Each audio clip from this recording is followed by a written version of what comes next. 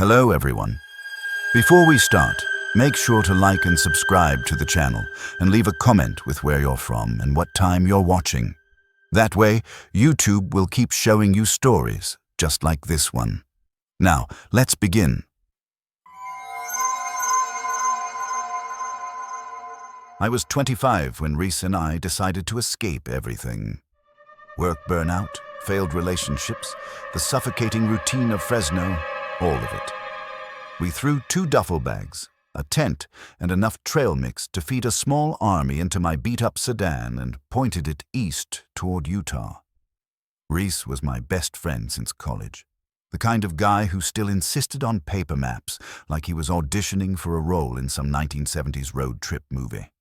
I gave him endless grief about it, but secretly, I was glad he was the prepared one. We'd been driving Route 50 through Nevada for hours. They call it the loneliest road in America, and it earned that title.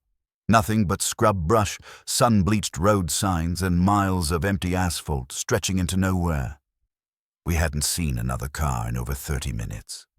Reese had crashed out in the passenger seat, mouth hanging open, one arm draped over his face like he was trying to block out reality itself. I was chewing the same piece of gum I'd been working on for the past 10 miles, fighting to stay focused on the hypnotic white lines. That's when I saw the sign. It was simple. Plain white letters on faded green. Service stop, 2 miles. Gas, food, lodging. No town name, no exit number. Just those words, isolated and strange. I nudged Reese's arm. "Hey, we're getting low. I'm pulling off." He blinked awake, gave a half-hearted nod, and I took the next exit. Except it didn't feel like an exit. It was just a thin, cracked road that curved off into the desert like an afterthought. No lights, no shoulder, no markers. Just broken asphalt disappearing into dry hills. We drove for way longer than 2 miles. I started to think maybe I'd imagined the sign altogether. Then we passed under this old iron archway, rusted, flaking, the metal letters barely spelled out. Dillon service. There was one gas pump. Just one. Next to it sat a low, blocky building that looked more like an abandoned ranger station than a convenience store. No other cars, no other people. The whole place had this stale, waiting quality, like it had been sitting there for decades, expecting someone to arrive. Reese was fully awake now, sitting up straight. This wasn't on the map. Coming from him, that actually meant something. I got out anyway. The pump had no card reader, just a dusty cash slot and one of those mechanical price counters that looked like it belonged in a museum. Reese wandered toward the store while I circled the building, trying to figure out if this place was even operational. Inside, the air was musty and stale, like someone had tried covering the smell of old plastic with air freshener years ago and given up halfway through. The shelves were still stocked, barely. Ancient cans of soup, sun-bleached snack bags with logos I didn't recognize. There was a bell over the door that gave a weak jingle when Reese pushed it open, but no one came out. I called out. "Hello?" Nothing. Just dry silence. There wasn't even a cash register, just a wooden counter and a single-framed photo nailed to the wall behind it. The photo was old, faded. 2 boys standing in front of a pickup truck. One of them looked exactly like Reese when he was a kid. Same wide grin, same weird cowlick on the left side of his head. I stared at it until Reese stepped up beside me. His face went completely blank. "I've never been here," he said quietly, not looking away from the photo. Then, like he'd been there the whole time, a man walked out from the back.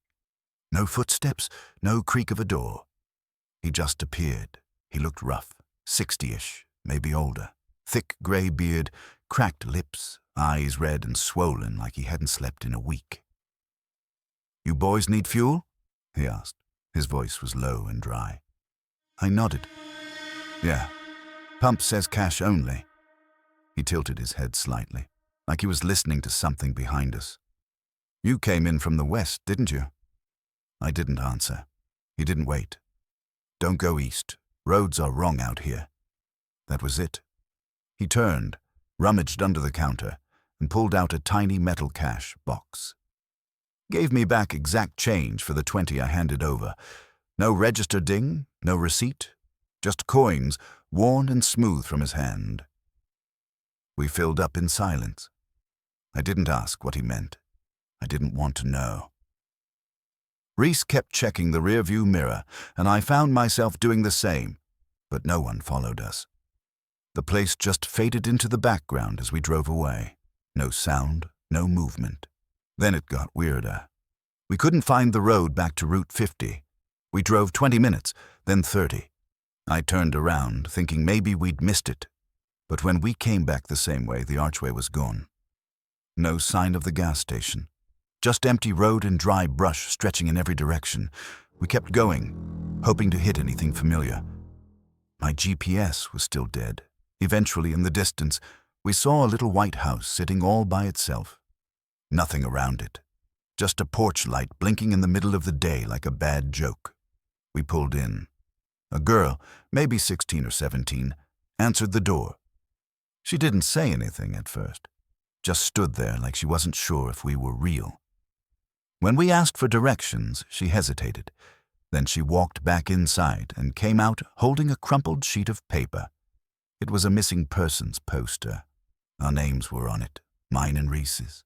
Same faces, same clothes from 2 days ago, but the paper looked old, like it had been through the wash and left to dry in the sun. "Where did you get this?" I asked, my voice shaking. She shrugged. "My dad found it in a glove box. From a wreck." "How long ago?" She frowned. "I don't know. Before I was born, I think." Reese was already halfway to the car before I even registered what she'd said. I didn't ask more. I didn't want her to answer. We drove again. Same direction, even though we had no idea where we were going. The road behind us didn't look familiar anymore. The shrubs looked the same. The sky looked stuck. Eventually, we spotted a rundown campground. Just a few concrete fire pits, some overgrown spaces, and a trailer that looked like it had been sitting there since the 70s. We pulled over, mostly because we needed to stop and breathe. Inside the trailer was a mess. Empty cans, mildewed blankets, a dented water jug. It looked like someone had tried to live there once and then gave up. On the table was an old road map. Someone had drawn a red X in the middle of nowhere.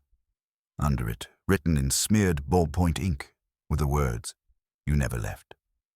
I got back in the car, started the engine. We didn't speak, just kept driving until the dirt turned to gravel, and eventually gravel turned to blacktop. Finally, after what felt like hours, we saw a sign for Ely. The GPS suddenly woke up, like nothing had happened. Said we were over 100 miles off route. We didn't talk that night. Just checked into the cheapest motel we could find, slept in the same room, didn't bother locking the bathroom door. Left the lights on. I woke up a few times thinking someone was knocking on the window, but when I looked, there was nothing. Reese moved to Alaska last year. Doesn't pick up when I call. And me? I don't do road trips anymore. I take planes, or I stay home.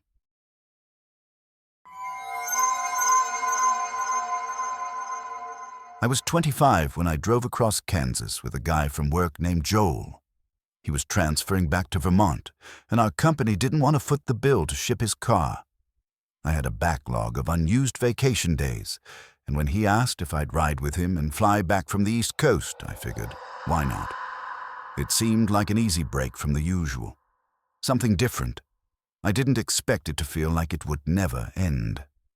We left on a Friday morning in his silver Honda. Old, beat up, lots of miles. Joel handled the first leg from Wichita through most of Missouri. We switched near a town called Ashbury. He crashed in the passenger seat, headphones in, totally out. I drove.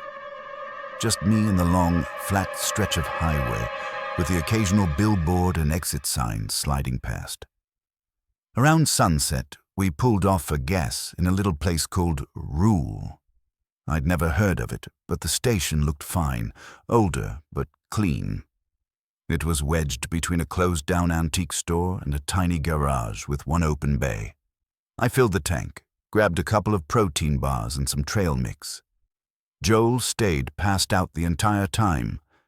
Back on the road, my GPS started rerouting. Nothing dramatic, just a soft ping and a new line across the screen. I figured it was avoiding traffic or maybe road work ahead. It told me to exit in a couple of miles and follow a string of back roads. I didn't really think twice. Joel had said he liked scenic routes anyway, and honestly, I kind of did too. The first stretch was fine, quiet, trees lining the road on both sides. No other cars, but nothing creepy. Then it got darker, fast. Streetlights disappeared. No houses, no signs. Just narrow, uneven roads and a lot of woods pressing in around us. My phone lost reception about 10 minutes in. Joel still hadn't stirred when we passed a mailbox shaped like a giant hand. I thought it was funny, tacky, but weirdly creative.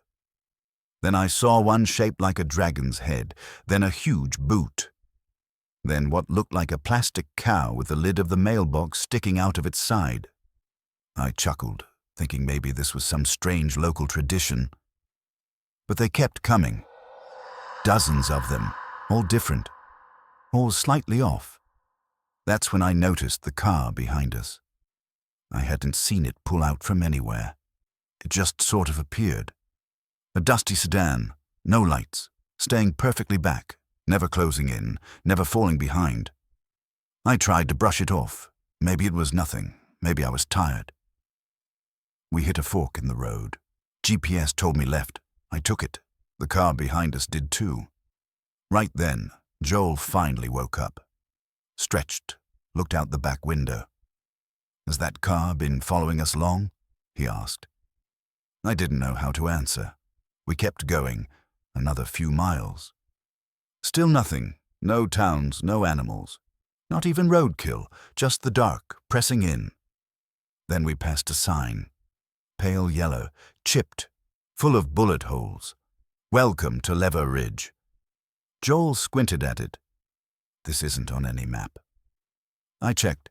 He was right. I've driven through plenty of forgotten towns, but this one felt like a draft someone forgot to finish. Like it had never really opened for business.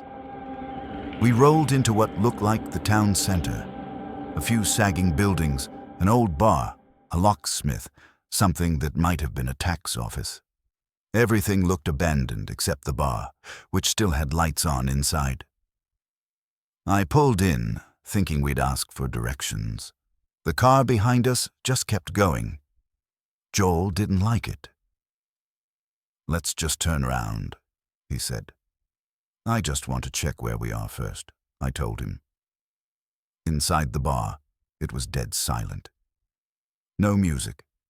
No hum of appliances, just one guy sitting in a corner booth, eating something thick and brown straight out of a metal pot with a soup ladle. No bartender. No one else.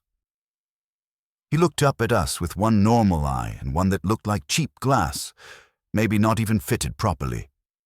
Long way from home, he said. His voice was flat, like he'd said it 1,000 times before. I asked him how to get back to the main road. He didn't answer right away, just took another slurp from the ladle. Then he pointed toward a door in the back and said, "Through there. Keep driving. Don't stop. Don't get out. No matter what you see." It sounded theatrical, something out of a bad movie, but Joel was clearly rattled. We mumbled thanks and walked out. Back in the car, my phone buzzed once. Just once. A single notification popped up. No text, just a red location pin blinking on a completely blank map. The name was listed as Unknown Sender. I tapped it. The app crashed. We followed the dirt road behind the bar. It sloped down into a low, wooded valley I could swear hadn't been there before. Things got weirder. Every mile or so, there was something on the side of the road. First, a pair of brown leather boots, then an overturned stroller, then a desk chair, then a recliner, then 5 identical chairs lined up perfectly, all facing the road like they were waiting for a show. We passed a swing set sitting alone in an open field. The swings were moving slowly. There was no wind.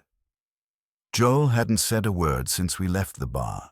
He gripped the door with one hand and tapped his knee with the other, fast and steady. Then we saw her. A woman stood in the center of the road, pale coat too big for her, holding a gas can. Her head was cocked, like she was listening to something distant. I eased off the gas. Joel practically shouted, "Don't stop." So I didn't. We passed her. Her face looked off, like her expression didn't match what her face was doing. She didn't wave, didn't flinch. Just stood there, still holding the can. Half a mile later, we saw her again. Same coat, same can.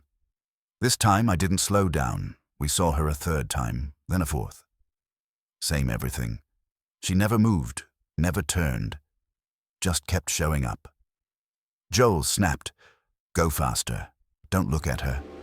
I did. The road got narrower. The trees seemed closer.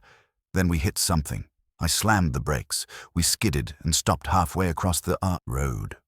Nothing there, nothing in front of us, nothing behind. The GPS was frozen. The clock on the dash had reset to 0.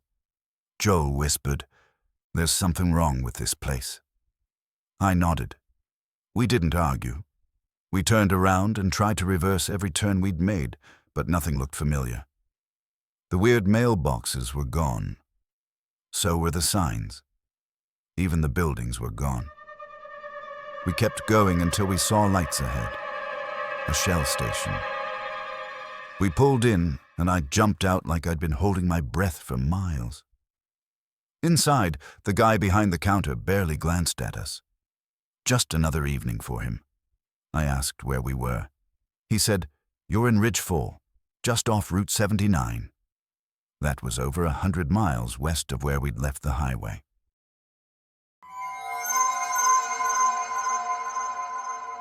I'd just graduated from a small college in Vermont and figured I'd drive cross-country to Arizona solo. I had a job lined up in a couple of weeks, but I wasn't in a rush. No GPS, no tight schedule, just a stack of old gas station maps, a couple of rest stops I'd circled in pen, and the kind of vague plan that sounds romantic until you're out in the middle of nowhere with no cell service. That was the point, though. To drift. Be unfindable for a while. I'd pull off the road into tiny towns with no names, checking into motels where the front desk was just a bell and a handwritten ledger. I didn't even tell anyone exactly where I was going. It felt clean.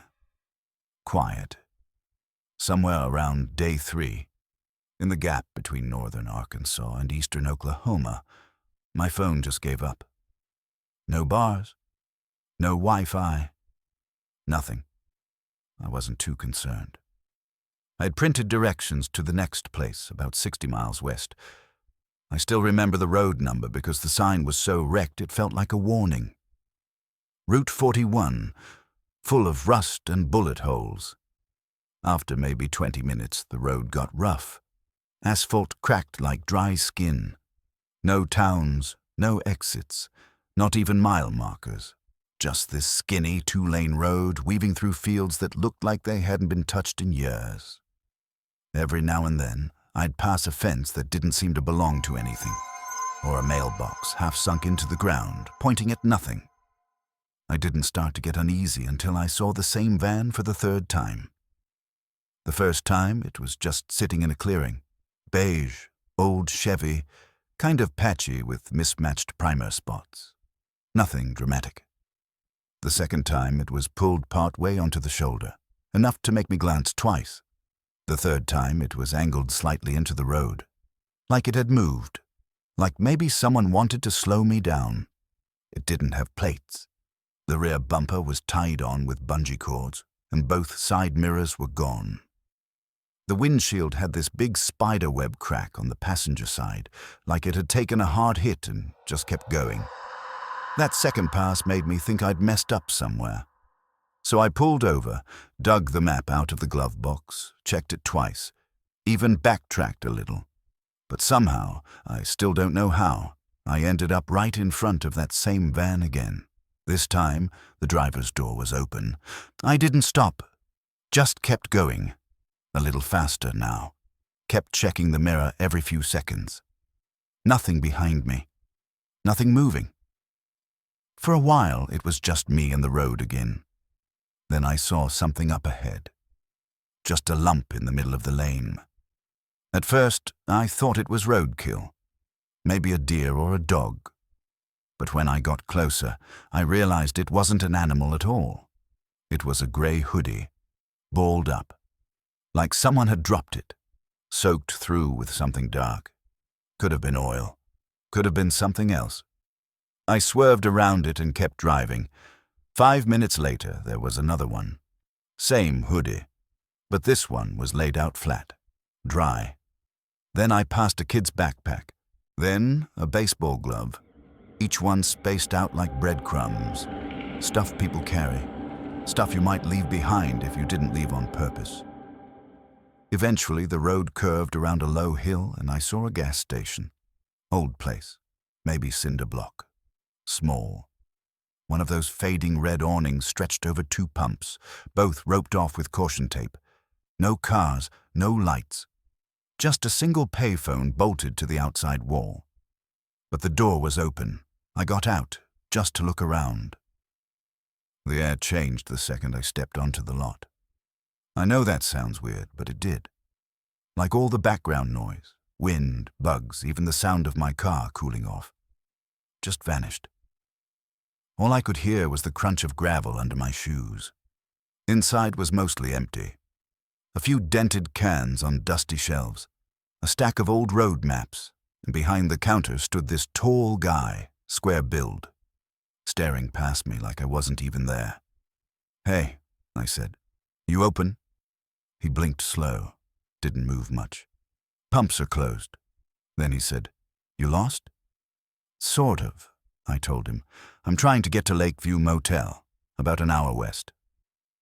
He didn't answer right away, just stared through me. Then, finally, "There's no Lakeview out this way. Not anymore." That landed hard. Something in my gut dropped. "What do you mean?" Now he looked at me. Really looked. His eyes were bloodshot and shiny, like he'd been up all night. "You should turn around. Get back to the highway. That road doesn't go where it used to." I asked if he meant Route 41. He nodded, just once. "People take it thinking it's a shortcut," he said. "It's not. It loops." I asked what that meant. "What kind of road loops?" He didn't explain, just walked to the door, held it open and said, "Leave before it sees you stop." I didn't ask what it was. I just turned around and headed back to the car. Only now, the car wouldn't start. Nothing, not even a click. The battery had been fine literally 10 minutes earlier.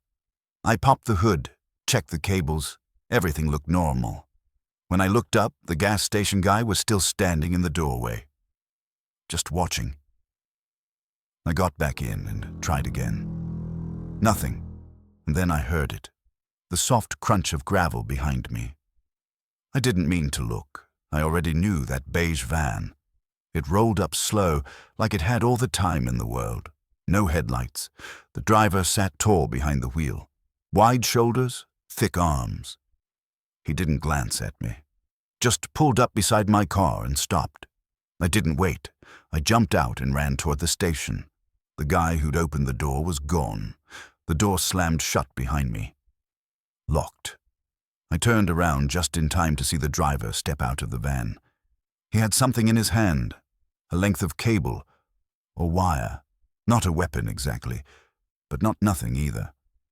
I held my breath, backed slowly into the store. There was no back exit. Then came this sound, a soft tap, tap, tap, metal on glass. Over and over. He was dragging the cable across the door, then silence. It went on like that for a long time. Could have been minutes. Could have been an hour. Eventually I peeked. The van was gone. My car was still there. I got in, turned the key. It started. Like nothing had ever been wrong. I didn't ask why. I drove until the road turned into something real. Strip malls, traffic lights, gas stations with LED signs. I pulled into the first real town I saw and parked in the lot of a foodmaster. Didn't even try to check into a motel, just reclined the seat and stayed there until morning.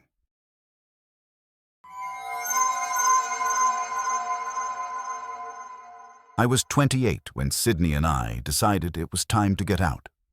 She'd just broken off an engagement after catching her fiancé lying about something serious, and I'd quit a job that had been draining me for over a year. We were both stuck, mentally and emotionally, in that hollow in-between where everything feels too heavy and too quiet at the same time. So we planned a road trip. Denver to Portland. 3 days.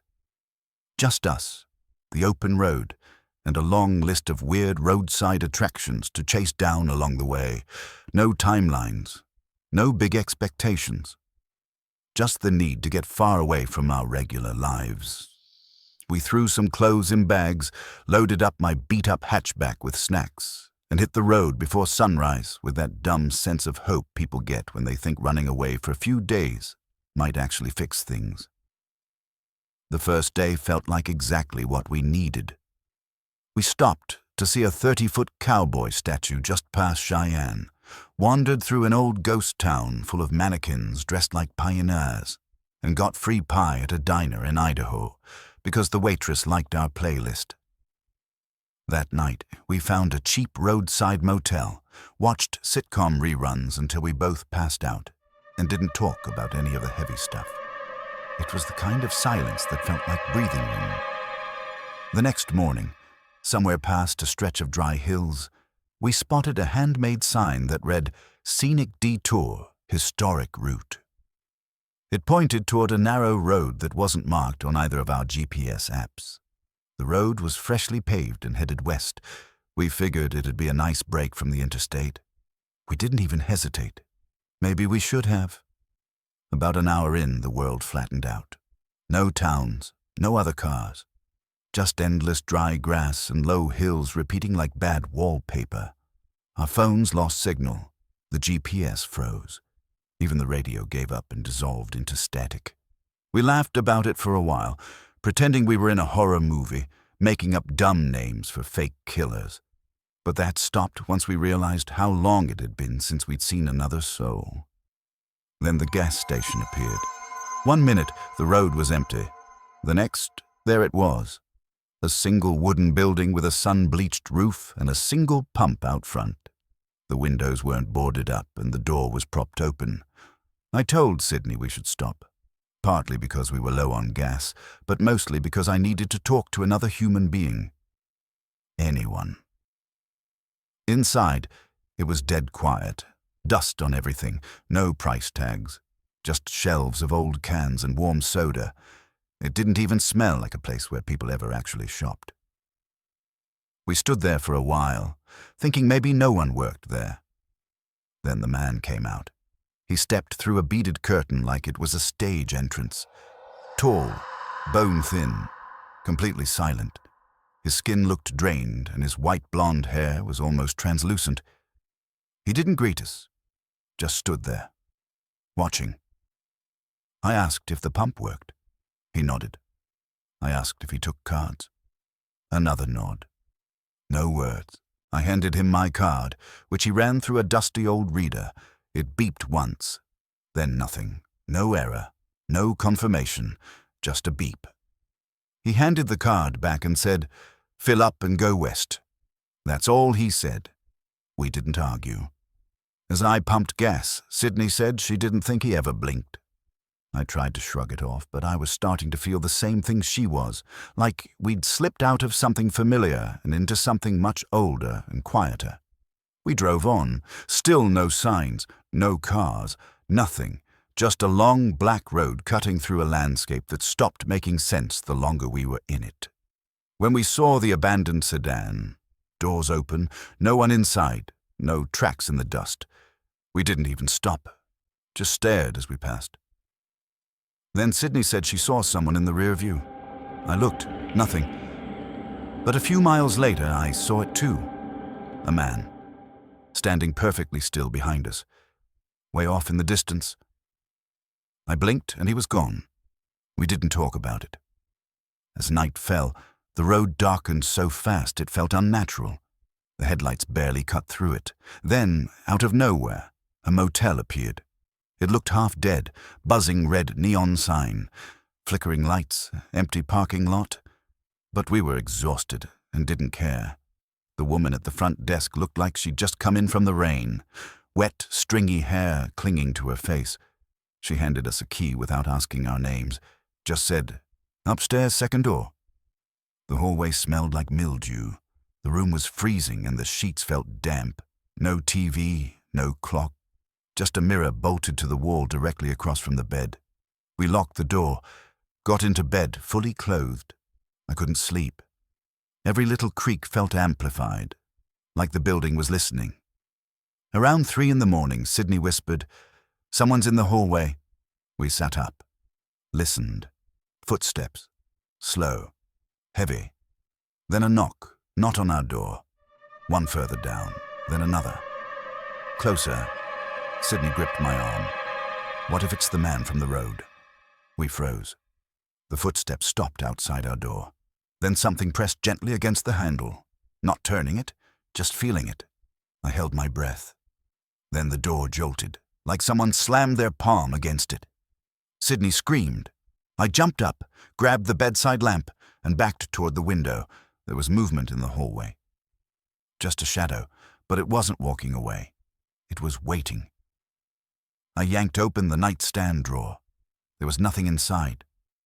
No phone. No Bible. Just a single key with no label. I tried the window. It was bolted shut. The glass didn't move. I tried the bathroom. No exit. The whole room felt like a dead end. The hallway went quiet.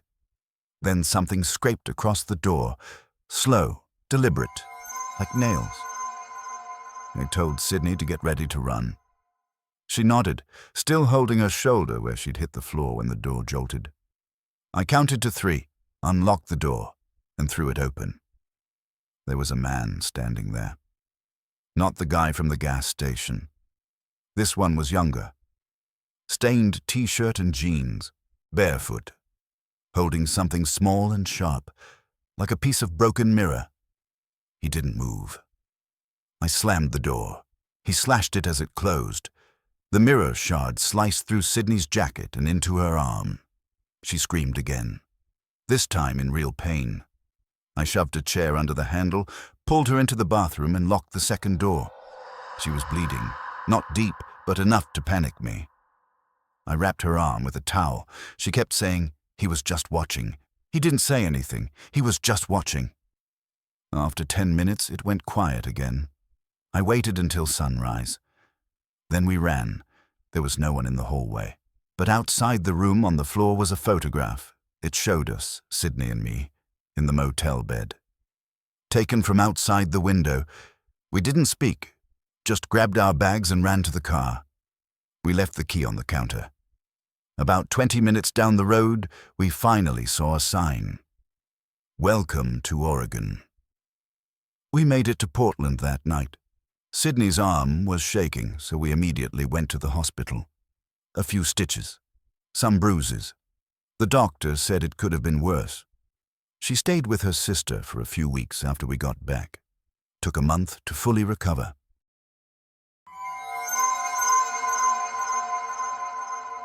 I was 31 when it happened.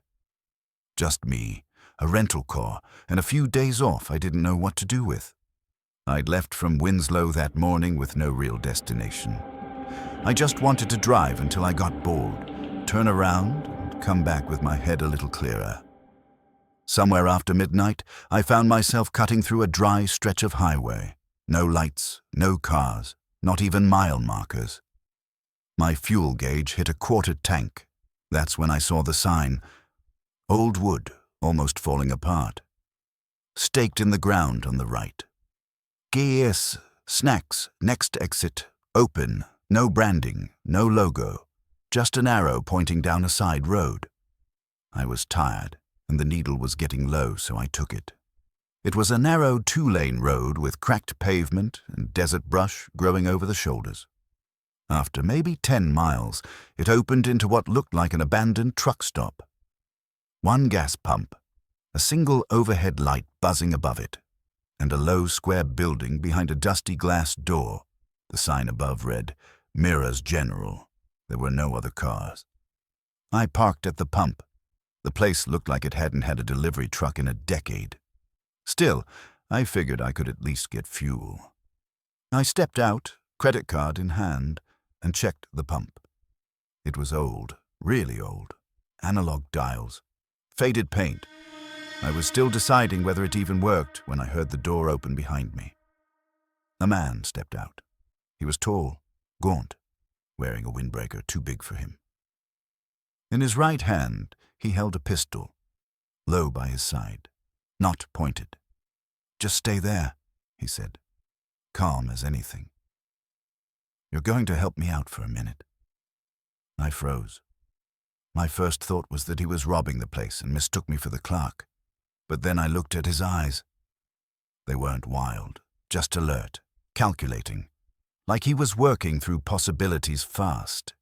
He waved the gun once. "Inside." I didn't argue.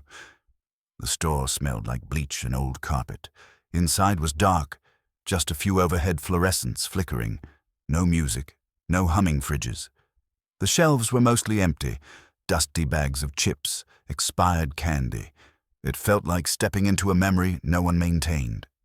He moved behind me, still holding the gun down by his leg. But close. "You're going to stay calm," he said, almost gently. "You're just bad timing. I need a ride, and you're it." There was no clerk. No one else in sight. He pushed me into a small back room. Old desk, peeling linoleum. One barred window too high to see out of. "You sit," he said. I sat. "I just need you not to do anything stupid until I figure out how long I've got," he said. He was pacing now, not frantic, just twitchy. He checked his watch, then his phone, then looked out the door, the way someone would if they knew police were coming. I asked, "What did you do?" He looked at me like it was the dumbest question in the world. "They broke into my house. Took everything. I just took it back." He didn't explain more. He didn't need to. I wasn't trying to get into a debate with a guy holding a loaded weapon. We sat in silence for maybe 5 minutes. I could hear the wind outside brushing against the glass, the pump's slow creak in the breeze. Then, in the distance, sirens. Faint, but coming fast. He straightened. "They tracked me here." His eyes darted around the room, searching for options. "You're going to drive me out?" I said nothing. He pulled me up by the arm and shoved me toward the front. My legs were stiff, but I moved. At the door, he peeked out. "If they see me, they shoot. You're the cover."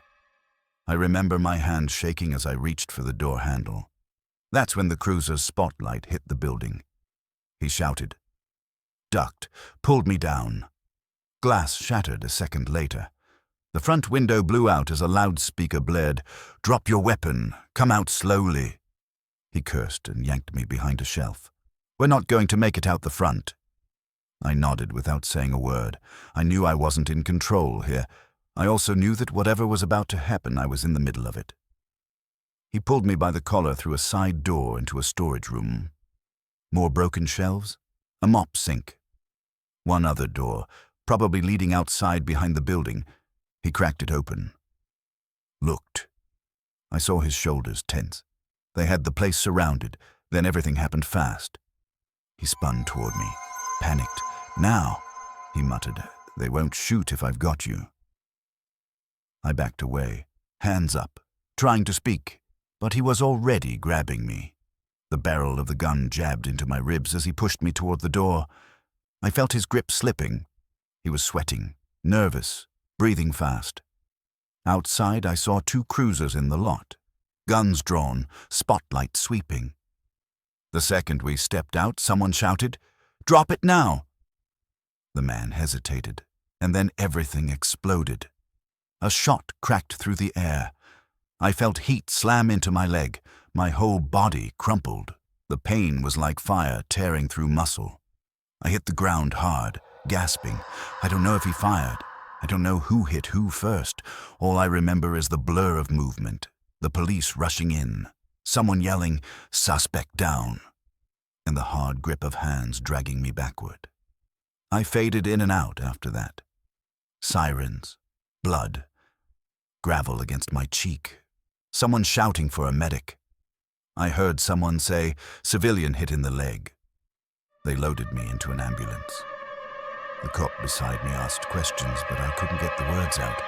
They patched me up in a hospital outside Grants. The bullet had gone clean through, missing anything vital.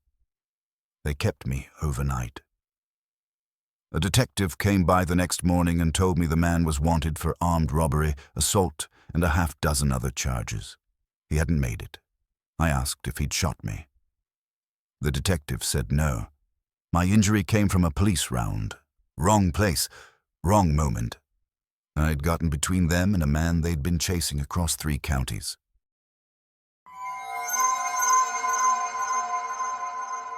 It was supposed to be a quick weekend trip. Just a few hours south to visit my cousin Milo in Franklin. We hadn't seen each other in a while, and I figured I'd leave work early, avoid the worst of Friday traffic, and maybe take a more scenic route on the way down. I've always liked driving through back roads. Less noise, fewer trucks, a little more space to think. I didn't bother with GPS. Just glanced at the map before I left, made a mental note of the turns and figured I'd be fine. There was no cell service once I got into the woods, but that didn't bother me at first. The road dipped and twisted through some heavy tree cover, the kind that blocks out most of the sky. It felt like I hadn't seen another car for at least 20 minutes. I was starting to feel that weird middle-of-nowhere tension when the engine gave this soft popping sound, and everything just stopped. No warning lights, no sputtering, just one soft noise, like someone had popped a balloon under the hood, and then silence. I tapped the gas. Nothing. I tried the brake, coasted to the side. I managed to roll into a gravel pull-off, barely wide enough for the car. I sat there blinking, trying to process what had just happened. I turned the key once, twice, 3 times. It didn't even try to crank. No clicks, no dashboard lights. Just dead. I lifted the hood like I knew what I was doing and stared at the engine for a minute, then gave up. Everything looked normal. But what did I know? I don't think I even touched anything, just stood there with my hands on my hips like that would somehow help.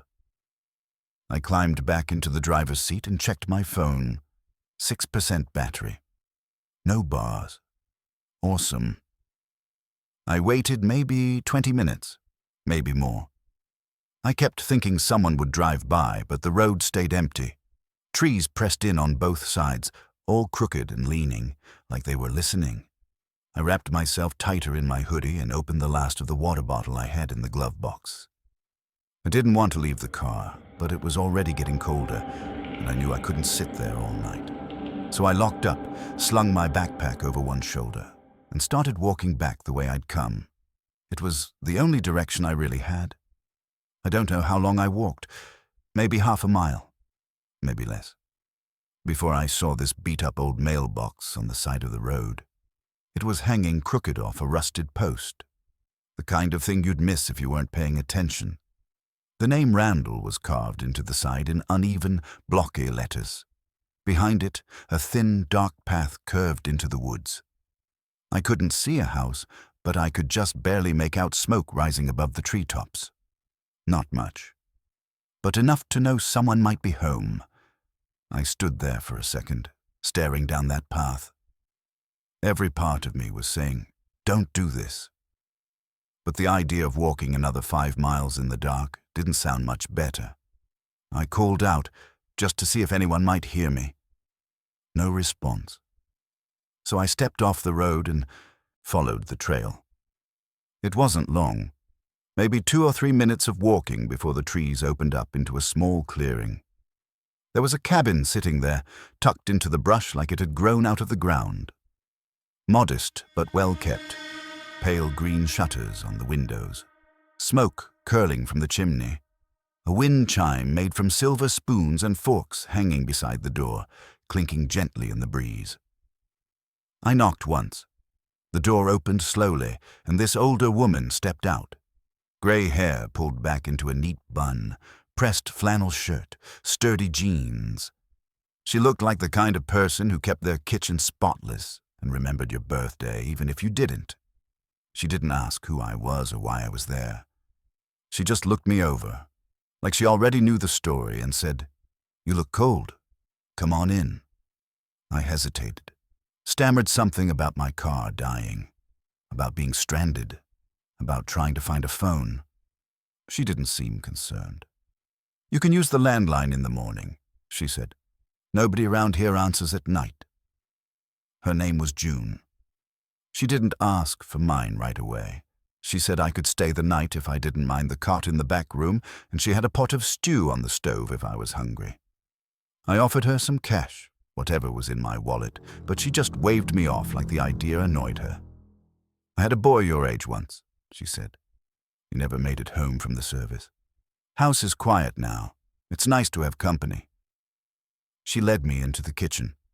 Small, clean, with checkered curtains and a little table that probably hadn't moved in 20 years. The stew smelled amazing. Beef, maybe, or venison. Thick with vegetables. It was simple, but it tasted better than anything I'd eaten in weeks. Could have just been the hunger, or the weird comfort of being somewhere warm when everything had gone sideways. We sat and talked while we ate. She asked about my job, where I lived, if I liked it. She didn't overshare, didn't tell stories unless I asked. Just listened, like she actually cared. After dinner, she showed me to the back room. There was a single cot against the wall with a heavy patchwork quilt folded neatly on top. The whole place smelled like cedar and something faintly floral. Maybe old lavender. I lay down and stared at the ceiling for a while, trying to process everything. The silence felt different in that house.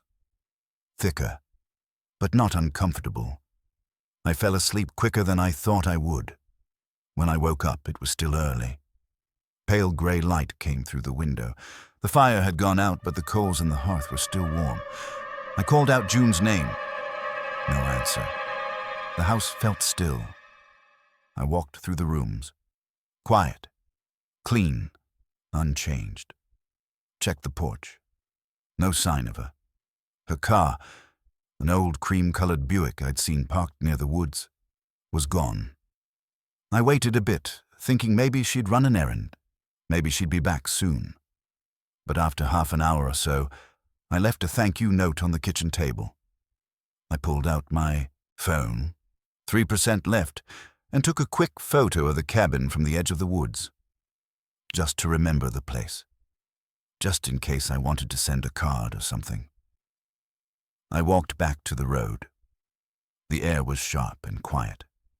About 40 minutes later, a guy in a green pickup passed by and slowed down. He offered me a ride, said he could tow my car to a nearby mechanic in Caldwell. I told him what had happened, how the car died, how I found the cabin, how kind June had been. He glanced at me sideways. "What cabin?" "Randall's place," I said. "About half a mile down the road. Green shutters, smoke coming from the chimney. June Randall. She let me stay the night." His face shifted a little. Not scared, exactly. But something else. Caution, maybe.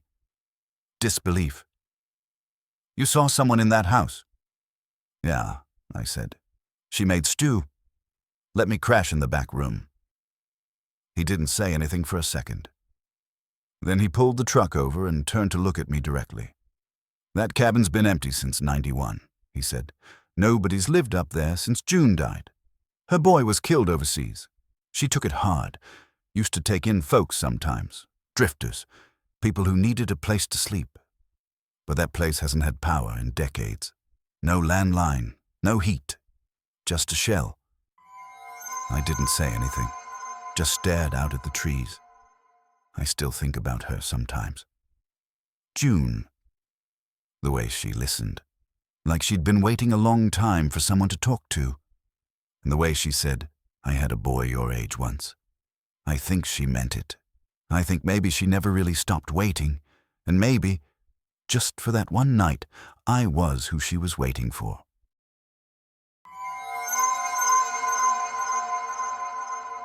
I was 22 when we took that trip. Me and my cousin Griffin. He was 27, and for as long as I can remember, he's been the kind of guy who has to be in control. Every plan, every conversation, every road taken, his way or we weren't going. So it didn't surprise me when he refused to let me drive even once. Said I was too used to stoplights and one-way streets and wouldn't know what to do with myself on an open highway. I didn't argue. He paid for the gas, picked the route, packed the car like we were going to war instead of across the country. My job was simple: sit shotgun, keep him awake, and manage the music cue. That day, we were crossing Nevada. Somewhere in the middle of Route 49, nothing but pale sky, cracked road, and the kind of silence that doesn't feel peaceful. Just makes your ears feel weird. No signs of life, no cell service. The road behind us was just a long line disappearing into a haze. We hadn't passed another car for close to 40 minutes when we hit Andrew Junction, a tiny dot of a place with a gas station, a boarded-up laundromat, and a diner with a closed sign that looked like it hadn't been flipped in years. Griffin went inside to pay. I stayed out, stretching my legs and trying to shake that weird, buzzing tiredness you get from sitting still too long. While I was out there, I noticed a car across the street, a black sedan, parked at an angle under a busted street lamp. The driver's window was rolled down about 2 inches. Inside, a man sat perfectly still behind the wheel. His hands rested evenly at 10 and 2, eyes pointed straight ahead. No movement, no blinking, no indication that he was aware of anything. But here's the part that stuck with me. When we pulled in, that car wasn't there. I was sure of it. I'd scanned the lot, the station, the building across the road. Nothing, and yet there it was, like it had blinked into place. Griffin came back out with a bag of beef jerky and a receipt folded into his pocket. I said nothing. I figured I was tired. Maybe I just hadn't noticed it. We pulled out of the lot, back onto the road, and drove in silence for a while. But about 30 miles later, just as we were cresting a hill, I saw it again. Same car, same cracked window, same man inside. This time it was pulled off the side of a narrow service road, half shaded by the slope of the land. I spotted it as we passed and twisted in my seat to get another look, but by then we were already too far. Still, I didn't say anything. Not yet. It didn't make sense, and I didn't feel like having a debate about it. Maybe it was a coincidence.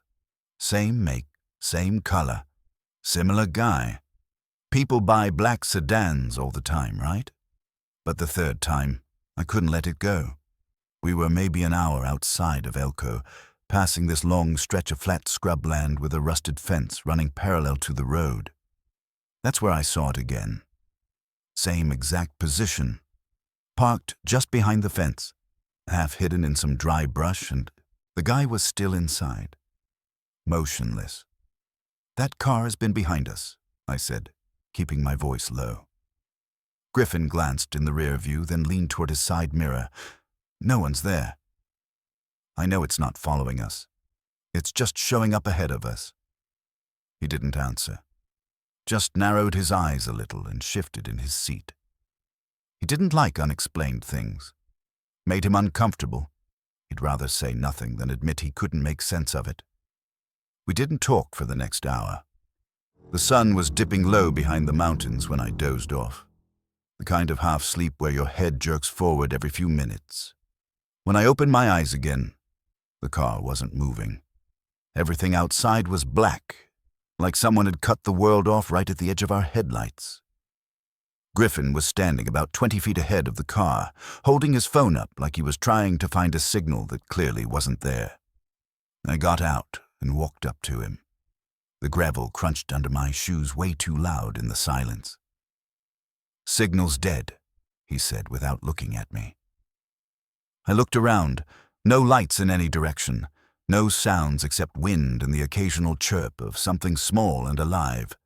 I noticed faint tire tracks leading away from the shoulder. 2 lines pressed into the dirt, disappearing into the scrub. Nothing else. Then headlights appeared behind us. Way off in the distance, 2 tiny white dots, growing steadily. Griffin stayed where he was. I turned back toward the car and got in.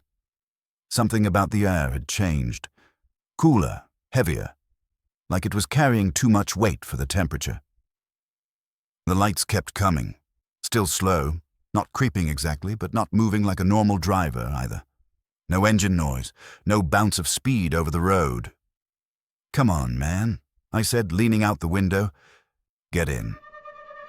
He didn't answer, just stood there, watching the lights. Then he turned to me and said, "I think it's the same one." And as it got closer, I knew he was right. Same outline, same slightly off-kilter headlight alignment. It passed us slowly, like it wanted to be seen. I leaned forward, trying to catch a glimpse of the driver. I couldn't. But Griffin stared at it the whole way until it was swallowed up by the road again. He climbed in and shut the door without a word. We made it to a motel just outside Elko sometime after 2. It was the kind of place where the vacancy sign is always lit and the lobby smells like too much bleach. We parked out front, but when we checked in, the clerk barely looked at us. Just slid a key across the counter and turned back to his computer. I took the first shower. When I came out, Griffin was sitting on the edge of the bed. Fully dressed, same clothes. Shoes still on. His hands were clasped between his knees. He looked at me. "It looked like me," he said. "What?" "The guy in the car. I saw his face that time. It looked just like me. But wrong. Like if someone tried to draw me from memory and didn't get the nose right." I didn't respond. I just stared at him, waiting for a punchline that didn't come. That night I kept seeing flashes of someone standing across the road. Same build, same face. No expression. Like a version of Griffin without the thing that made him human. The next morning, he was gone. No note, no sound, just gone. His bag was still by the window. His phone was charging. His shoes were lined up under the chair like he planned to put them on again, but he didn't. I went to the front desk in a panic, asking if anyone had seen him leave. The clerk looked confused. "You checked in alone," he said. "No, I didn't. We both walked in together." He shook his head. "There's only one name on the registry, and that room only has one bed. One towel." I ran back upstairs and checked. He was right. The car was no longer parked out front. It was behind the building, facing the woods. Driver's door hanging open. Inside was a black hoodie I didn't recognize, draped across the passenger seat like someone had been waiting there. I called Griffin's number. Someone answered, but it wasn't him. The voice was low and slow and almost amused. "He's not coming back." I didn't speak. I just ended the call and threw the phone into the brush beside the parking lot, got into the car and drove east. I didn't stop until I crossed the state line into Colorado. When I filed the police report, they couldn't find any record of him. Not on traffic cameras, not at the gas station, not in the motel's records. It was like I had driven the whole trip alone. My parents asked why I never told them I was going solo, said they never got any calls from Griffin about a road trip. I didn't even know how to argue. A week later, I woke up to a missed call. No voicemail, just the number. His number. I blocked it. The night after that, I looked out my apartment window and saw a black sedan parked at the far end of the lot. Not running. No lights. No movement. I moved out the next morning.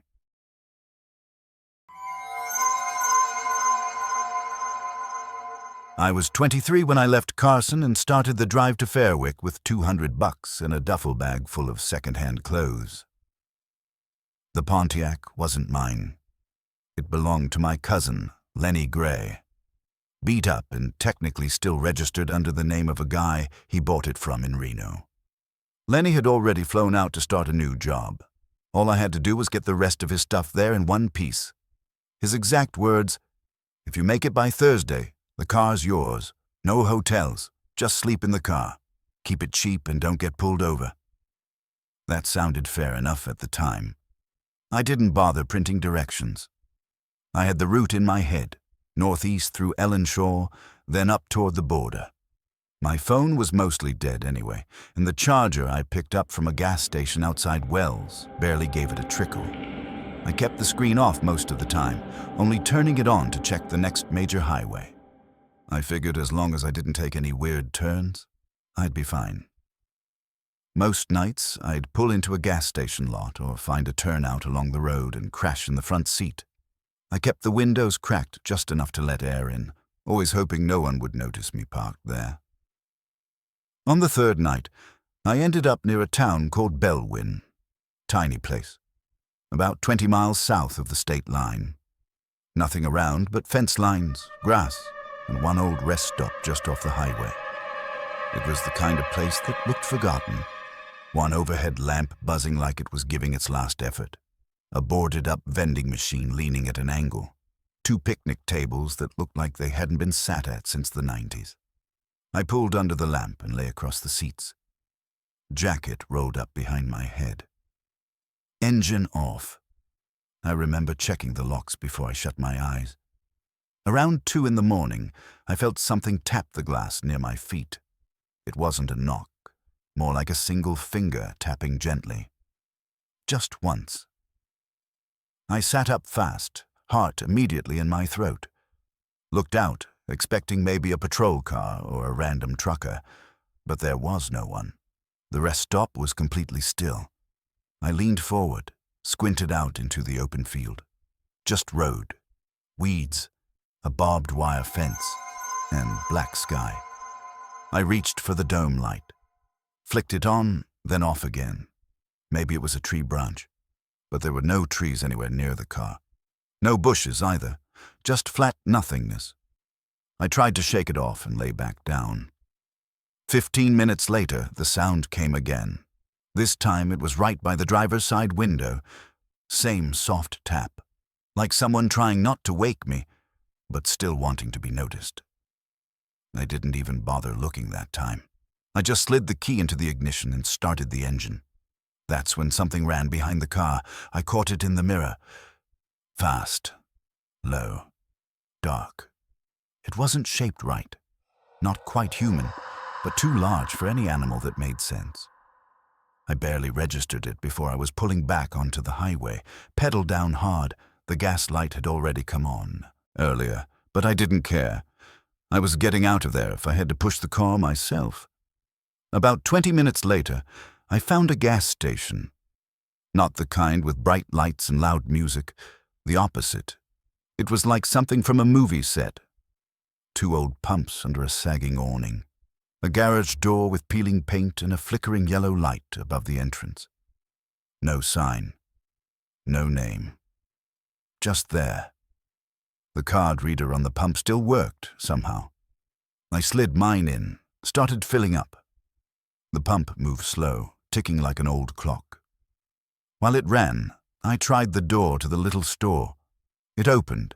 Inside, it smelled like dust and melted plastic. The shelves were mostly bare, just a few cans. Some expired candy, old motor oil. There wasn't anyone at the register. Just a handwritten note taped to the glass that said, "Write what you take. Leave the cash."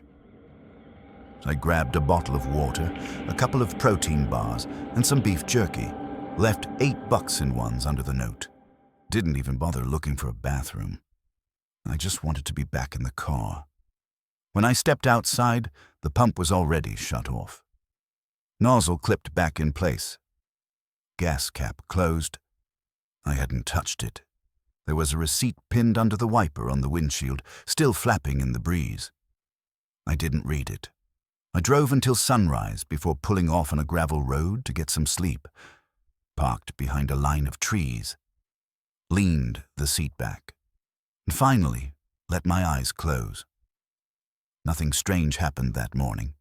The next few hours were quiet. Peaceful even. I stopped at a truck stop around 10, washed my face, grabbed coffee, sat on the curb, watching the trucks roll by. That calm didn't last.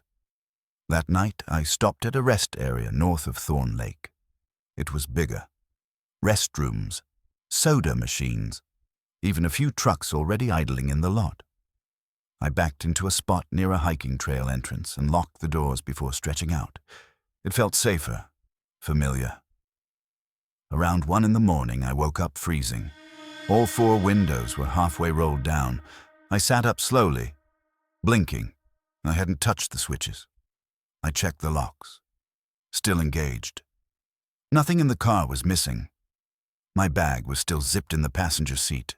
No broken glass, no signs of forced entry. Just cold air and the sound of trees rustling in the dark. I told myself maybe I hit the controls in my sleep, even though I knew that didn't make sense. I opened the door to check the others. Nothing seemed broken. But when I walked around the back, I saw the footprints. Bare. Human. Long steps, like whoever made them had been running. The prints looped twice around the car and stopped just behind the driver's side. The last one was deep, like they'd stood there for a while, watching. I got back in and started driving. Didn't stop until morning, didn't speak, just drove. By the time I crossed into Fairwick, I was wrecked. 2 hours outside the city, I pulled into another gas station, this one attached to a little diner. I went inside, ordered the cheapest thing on the menu, eggs and toast, and sat at the window where I could see the car. I hadn't locked it. I remember thinking I'd need to grab my phone charger before heading back out. As I ate, I glanced up and froze. Someone was getting into the back seat. They didn't open the door. They moved through it, like slipping through a curtain. No motion. No sound. 1 second the seat was empty. And the next, there was a weight in it. I could see the cushions sink. Just the shape of a back. Shoulders hunched forward. Like someone settling in. I bolted outside, heart hammering. The car was empty, but the door was unlocked. The cushion still dented, and the seat was warm. That night, I finally made it to Lenny's apartment. He was already asleep.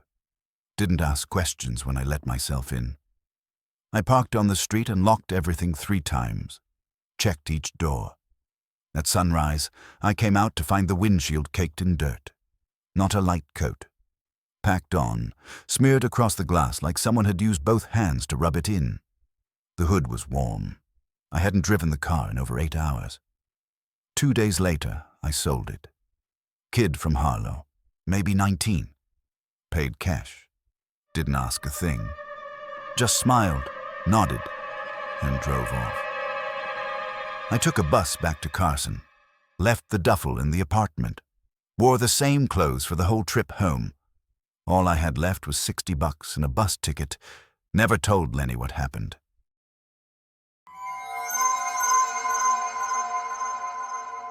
We were somewhere in the middle of Arizona, out on this cracked stretch of highway that barely showed up on Riker's Road Atlas.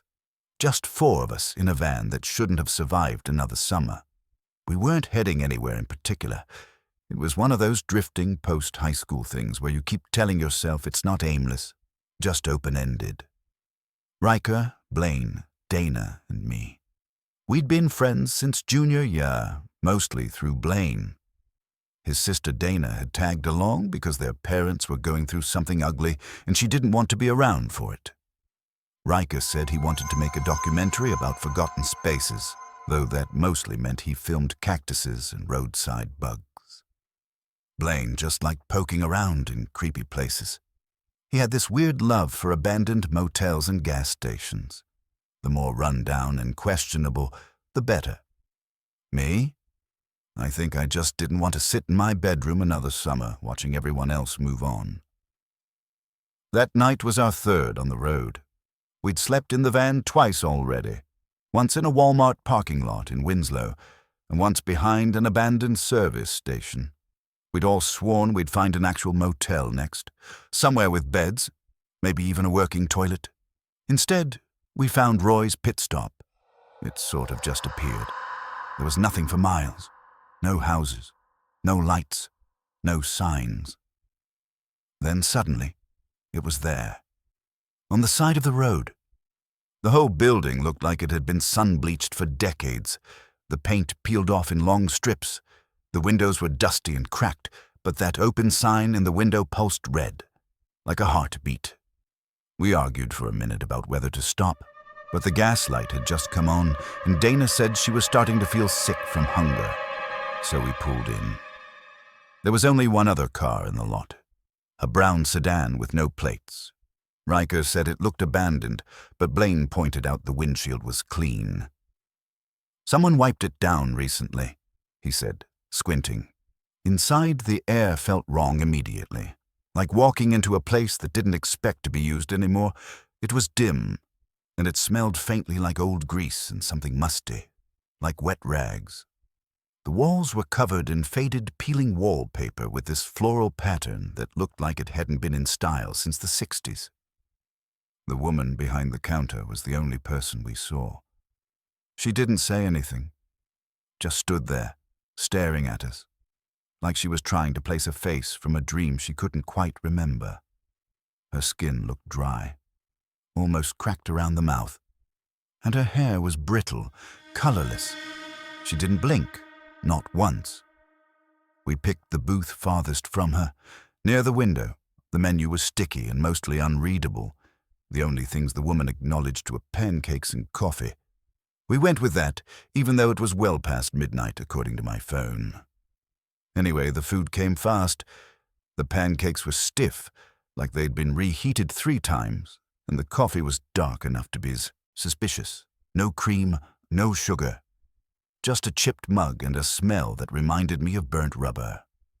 We were halfway through joking about sleeping in the van again when Dana frowned and said, "Wait, what time is it for you guys?"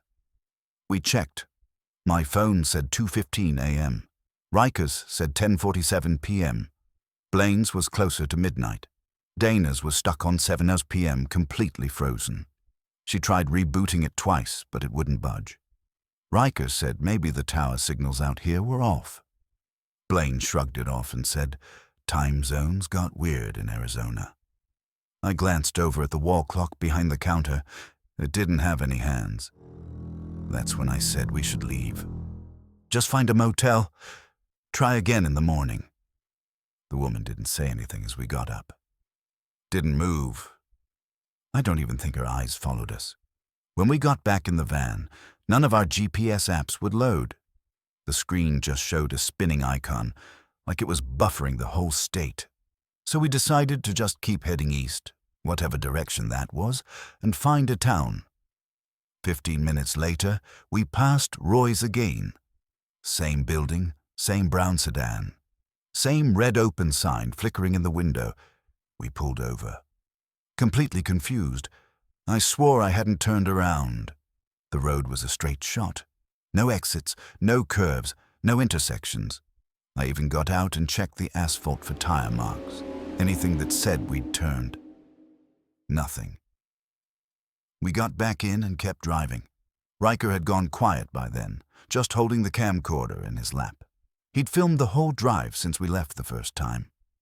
20 minutes later, same diner. Again. We didn't stop this time. didn't even slow down. Just stared as we passed it again. That red light felt brighter now, like it was reacting to us. 40 minutes in, there it was again. This time, Blaine said he needed to check it out. He jumped out before anyone could stop him and walked around the building, circled it twice, came back shaking his head. "There's no back door," he said. "No lights, no electrical box, and the sedan's cold. It hasn't moved." Riker started filming again, mumbling something about alternate dimensions or time loops. Dana refused to leave the van. She looked pale and kept glancing over her shoulder. We agreed to one more drive, 1 full hour, no stops, no detours. I drove. The road stayed dead straight. No signs, no turns. Nothing changed. At the 45-minute mark, we passed an old billboard, completely faded except for 2 ghostly words. "Stay put." No one spoke. Exactly at 1 hour, the diner appeared again, but this time the sign was off. The windows were completely black, like someone had painted over them, but I saw it. A flicker of white. Something ducking behind the counter. We didn't stop. I sped up. 5 minutes later, the van died. No sputtering, no warning, just instant mechanical silence. Dashboard dark, headlights gone. The desert swallowed us whole. Blaine grabbed the flashlight and said he was going to walk ahead, just for a bit. "We can't be that far from something," he said. "We've been driving for hours." He walked straight up the road and disappeared into the dark. We waited. 5 minutes. 10. And then the scream came, but not from ahead, from behind. We turned. Blaine was sprinting toward us, bleeding from the mouth, face twisted in panic. He was yelling something, words strung together in gasps. "Don't look at it. Don't let it see you. Copies. It copies." He reached the van and collapsed against the side, coughing and shaking. We didn't ask questions. We piled in. I turned the key. The engine roared to life. No warning lights, no engine problems, just like before. I drove as fast as the van would go. We didn't speak for half an hour. The only sound was the tires humming against the road and Dana's breathing in short, stuttered bursts. Then Riker said, "Where's Blaine?" I looked in the mirror. The seat was empty. We stopped, checked everything. Dana said he'd been right next to her, muttering, rocking back and forth. She swore he was there. I remembered him too. I remembered the blood on his shirt, but now the seat was clean. No stain, no shirt, no Blaine. Riker checked the camcorder. There was no footage of Blaine. No scream, no figure running back, just empty road. We drove until the sun came up. We rolled into a small place called Mason Ridge around 7 in the morning. Found a diner that actually had people in it. Regular people. A waitress with a name tag. Coffee that didn't taste like ashes. We sat there for a long time. Dana asked the waitress if she'd ever heard of Roy's Pit Stop. She just blinked and said, "Is that up by the interstate?" Like she'd never heard those words strung together before. Later, Riker tried uploading the video to his laptop. The moment he opened the file, the laptop shut off. When it came back on, the footage was gone. None of us mentioned it again. Dana moved to New York a month later. Riker dropped out of film school and got a job at a print shop. And me? I still wonder sometimes if Blaine ever really existed at all.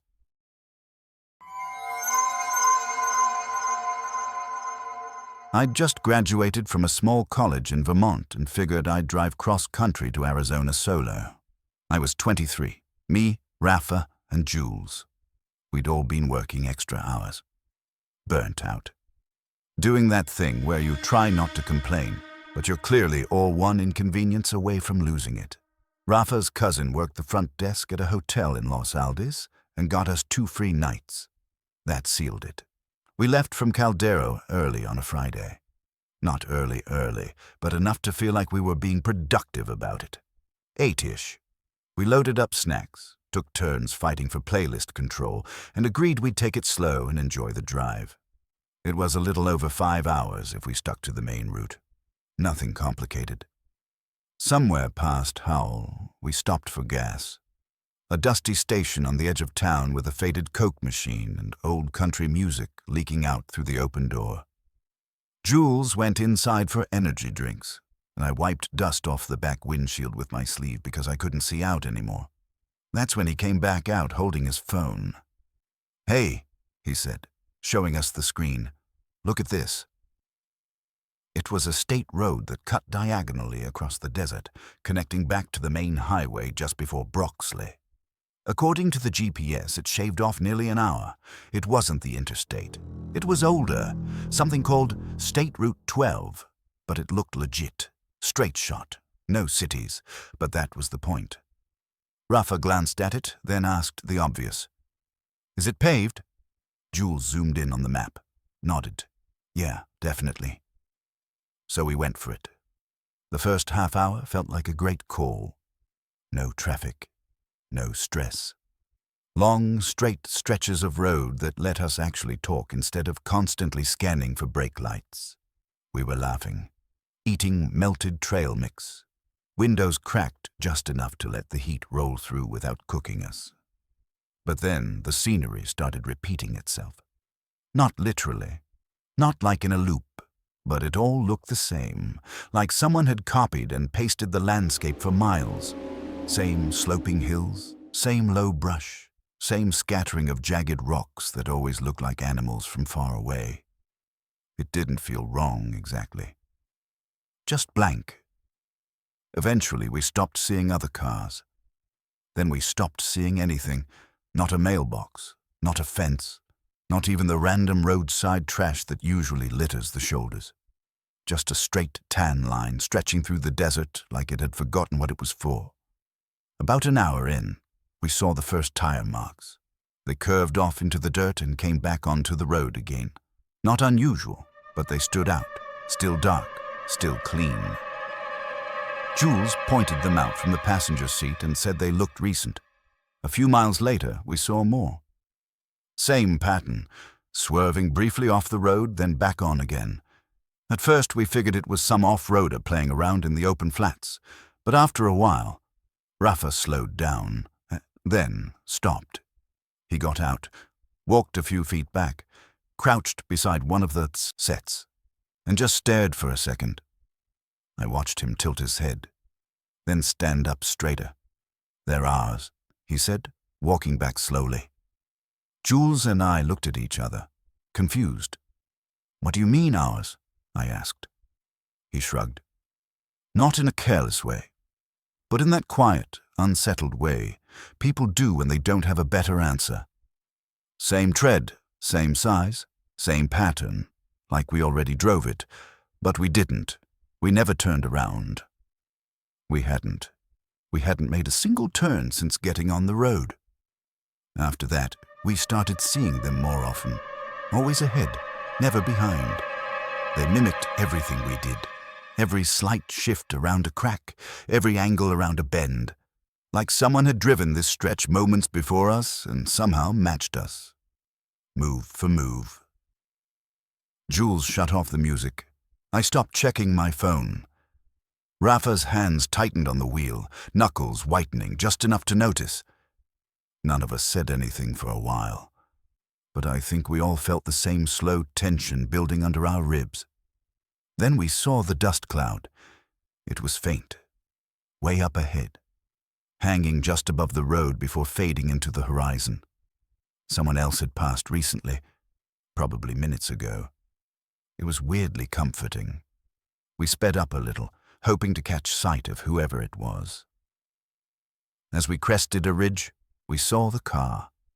A green Toyota Camry, pulled just slightly off the road into a shallow ravine. It looked like it had rolled or maybe just lost traction, but it wasn't smoking. No debris. All 4 tires intact. Rafa hit the brakes. We all stared for a second. Then we got out. I think all of us had the same sinking realization before anyone said it. The color, the dent on the bumper, the faded sticker on the back window. I stepped around to the driver's side and looked in. It was our car, not a similar one, ours. Same parking tags, same white smudge from where I'd wiped it that morning. Same tear on the fabric of the passenger seat where Jules had accidentally sliced it with his keys last summer. I opened the door. The keys were in the ignition. The AC dial was in the same exact position we'd left it. I opened the glove box, mostly just to confirm something that didn't need confirmation. Inside were my prescription bottle, Rafa's sunglasses, and Jules' scratched-up vape pen. And the receipt from the gas station in Howell. Same station, same time stamp, same $34.11 charge. "Don't touch anything," Jules said behind me. His voice cracked a little, just enough to hear he meant it. We stepped away. Rafa was trying to piece something together, talking under his breath about car cloning or elaborate scams. But it didn't make sense. There were no cameras, no tire tracks except the ones we'd already seen, no buildings, no other roads, just heat and wind and that quiet, motionless car. We debated for a while. Call someone, go back, keep going. No one had service. We'd checked a dozen times. Jules wanted to turn around. He was already back in the driver's seat of our car, hands on the wheel. Rafa argued we were closer to Los Aldes than Caldera. I just stood between them, staring at the wrecked copy of our car, wondering how it had gotten there. Eventually, we dragged some dead branches over it and threw the silver top from our emergency kit across the top. It didn't cover much, but it gave the illusion of action. We didn't say a word for the next hour of driving. When the GPS finally came back, we checked our location, still 3 hours out. That didn't make sense. We'd been driving for nearly 4. Maybe we got turned around somewhere. Maybe not. Just before we reached the turnoff to Route 93, we hit flashing lights. Highway patrol had the road blocked. An officer stepped out, flagged us down, looked calm but serious. "Saw your route on the system," he said. "That road's closed. Crash yesterday. Whole area's shut down." Rafa frowned. We didn't see a crash. Just some dust on the road. The officer gave him a weird look. Camry went off a ridge. 3 men inside. No ID. Rancher found it around sunrise. Jules asked, without really meaning to. "What time did it happen?" "Best guess," the officer said, glancing at a small notepad. "Midnight last night." We didn't say anything. He took our plates, made a note, told us to drive safe. We got back on the main road, windows down, music off. Didn't stop until we reached the hotel. We didn't bring it up again. Thanks for listening. If you made it through all 10 stories, you're braver than most. Or maybe you just enjoy the kind of fear that sticks with you long after the lights come back on. Some roads don't lead anywhere. Some just loop. And some roads, they make copies of you. Drive safe out there.